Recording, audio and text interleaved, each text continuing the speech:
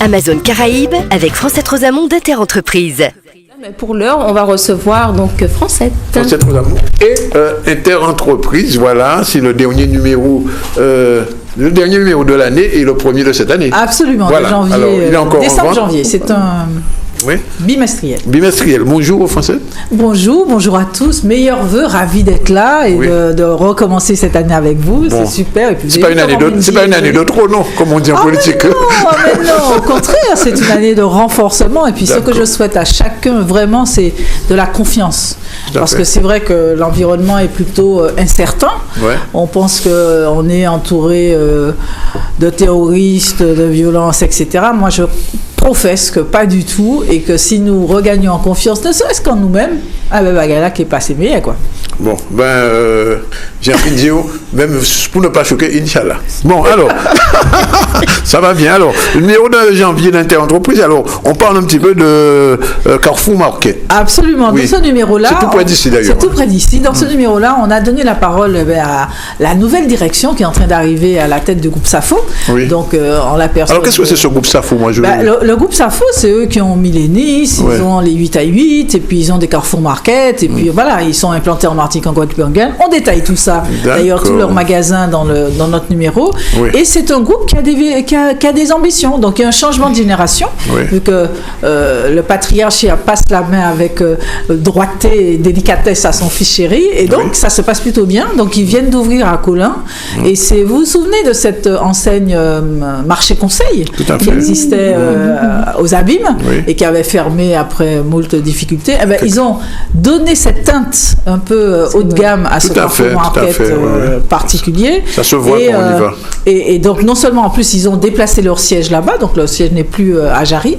Et en plus, ils annoncent que désormais, ils vont créer des magasins en fonction, et puis des gammes surtout présentées en fonction de la clientèle. Et c'est vrai que entre Petit-Bourg, Bémao et le Lamentin, c'est l'endroit qui a la clientèle aisée, qui veut qui est remontée de Basse-Terre et qui veut pas aller sur la Grande Terre. Et donc du coup, il y a vraiment... Là, ils se sont placés dans le triangle d'or, j'appelle ça comme ça, parce que c'est l'endroit qui a les CSP+, quoi. Et je pense que ce magasin-là va devenir un magasin phare pour montrer que... C'est le magasin de Mendy, d'ailleurs. C'est vrai. Pardon? C'est le magasin de Mendy qui a le petit bout. Non, mais vous n'avez pas menti, non, on le sait bien. Et je dois avouer... C'est vrai, il fait très haut de gamme, le magasin.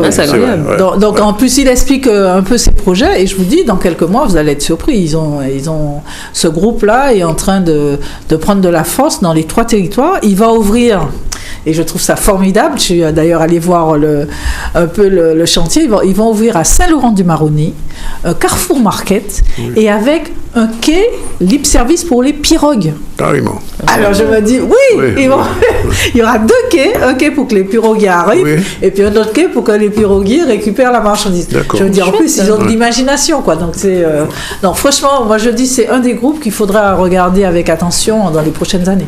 D'accord. Alors, circulation routière. Donc pendant que les fêtes, les affaires continuent, pas forcément des mois. L'essence augmente, bien sûr. Attendez, je vous laisse, noter tout ce qui change au 1er janvier, mais c'est surtout au premier Conseil des ministres, là, il y a une petite obligation qui vient de tomber pour nos collectivités territoriales, notamment celle de Guadeloupe, de remonter les informations en ce qui concerne la circulation routière. Donc désormais, il y a encore un décret qui doit sortir là-dessus, mais en tout cas c'est acté que l'État veut mieux comprendre quel est l'impact de la circulation sur les aménagements, sur l'environnement, sur le bruit, etc. Et donc, nos collectivités devront remonter la densité du trafic. Et puis, notamment, de quoi est composé ce trafic, le nombre de camions, etc., etc. Tout ça, dans l'objectif, donc, je disais, de mieux connaître, mais aussi de favoriser le développement d'outils connectés pour pouvoir améliorer les temps de transport, etc. Donc, je me dis, encore notre petit bagaille qui a tombé, en plus de tout le reste, pour pouvoir nous permettre peut-être de vivre un petit peu mieux notre circulation. Avec des applications numériques, d'accord. Absolument. quelles sont les raisons d'espérer? Alors, pour cette période un peu particulière, je me suis dit, bon, on va pas commencer avec un dossier économique pur et dur. J'ai envie de vous emmener à des réflexions que nous avons menées avec 300 personnes aux Antilles-Guyane. Et dont une trentaine de jeunes d'élèves de la classe BTP et frigoriste du lycée Berthème Juvinaire de Guadeloupe. Vous savez, celui qui est... Tout à fait. Et donc, on a posé une seule question. Oui. Quelles sont leurs raisons d'espérer? Parce que c'est vrai, quand on regarde crise économique, sociale, environnementale, attentat, comment ça s'appelle, état d'urgence, etc., séisme, vu qu'il y a beaucoup de choses qui se passent. Donc, on s'est dit, on va aller voir. Et on a découvert que nos jeunes, et beaucoup de personnes qui nous ont parlé à ce moment-là, donc nos jeunes sont d'une part très lucides. C'est-à-dire, ils ont conscience qu'il y a une dégradation du niveau de vie. Donc, ils se rendent compte. Ils sont conscients et très concrètement, ils savent que les études, ou en tout cas leur vision de vie, peuvent leur permettre d'éviter de se retrouver dans la rue, etc. Par exemple, Isaac de Juminaire nous disait très concrètement, je vois tous les jours la difficulté que rencontrent mes amis, donc au quartier Lacroix aux Abîmes, et que c'est un quartier difficile. Et qu'il n'a pas envie de connaître ça, donc il va se mettre à travailler un petit peu plus, quoi. Ou bien il y a Nathan qui nous dit je veux pas finir sans abri ou dans la rue, donc fais-moi nève, quoi. Et puis il y a ceux qui sont dans la situation actuelle et qui vivent la vie, quoi, tu vois. Donc il y en a plusieurs qui disent ma vie c'est le sexe, la drogue, machin, etc. Et puis ils vont bien dans ça, quoi, tu vois. Et puis qui disent que ma vie c'est l'argent, etc. Et donc moi il y a eu quand même une frange relativement pas importante, mais c'était présent dans ces rencontres. Et je me dis, on doit se poser des questions sur pourquoi nos jeunes ne se vivent qu'à travers des objets où, effectivement, je vois que paraît l'image que nous avions mis pour illustrer ça, et qui est une œuvre créée par un artiste martiniquais qui s'appelle Christophe Maire, et qui a fait une fresque dans laquelle nous avons retenu cette pièce-là, et qui montre bien que il faut qu'on se questionne sur notre avenir, et notamment sur ces jeunes qui ne vivent qu'à travers des objets, c'est-à-dire l'argent, les grosses voitures, les grosses voitures, etc.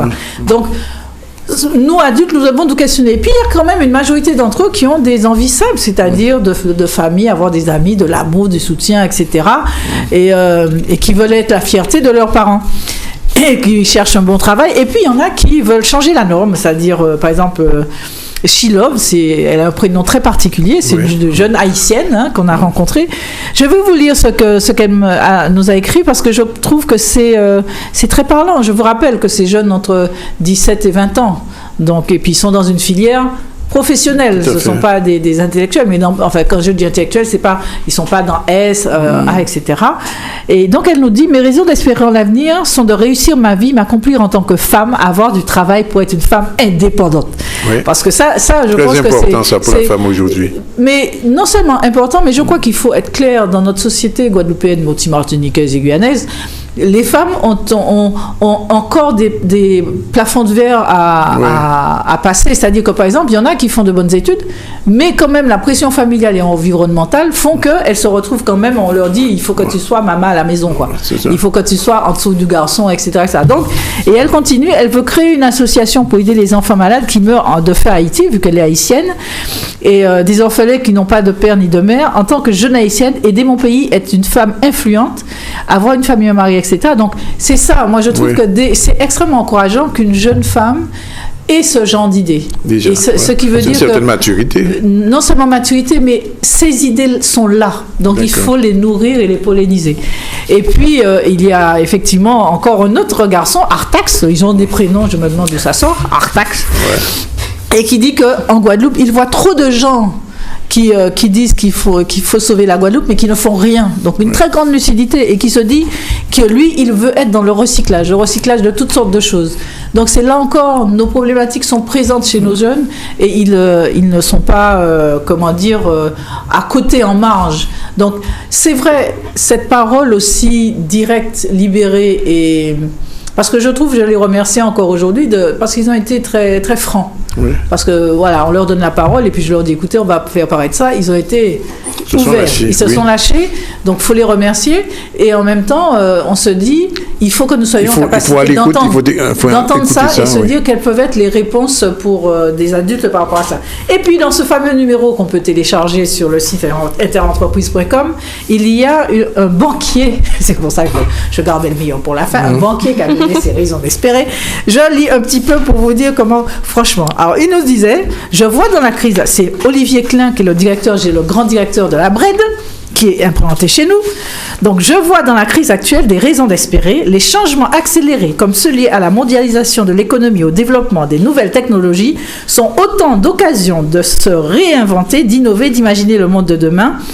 Ces moments, ils remettent en cause les rentes, favorisent la mobilité sociale et l'égalité des chances en donnant une prime à l'innovation et un avantage à ceux qui ne sont pas les seuls produits de la reproduction des acquis antérieurs, culturels, sociologiques et économiques. On va trouver ça très fort, sauf que s'ils pouvaient ne pas nous augmenter tout de suite les frais bancaires, ce serait pas mal. Ça fait quand même un petit peu. Oui. Mais n'empêche qu'il dit quelque chose de fondamental, c'est qu'aujourd'hui, dans cette déconstruction de monde dans lequel on est, chacun a sa chance. Et de ne plus manger cette impression qu'il y a que tout est désespérant. Voilà. Deux mots en bref et on termine. Donc, deux mots, juste... La loi pour la République numérique vient d'instaurer un régime général des lettres recommandées électroniques, ce qui veut dire que désormais, la lettre électronique a la même valeur juridique. Lettre recommandée électronique a la même valeur juridique que la lettre recommandée version papier. C'est fini pour aujourd'hui. Merci. À la prochaine fois. Amazon Caraïbes avec Francette Rosamond d'Interentreprise.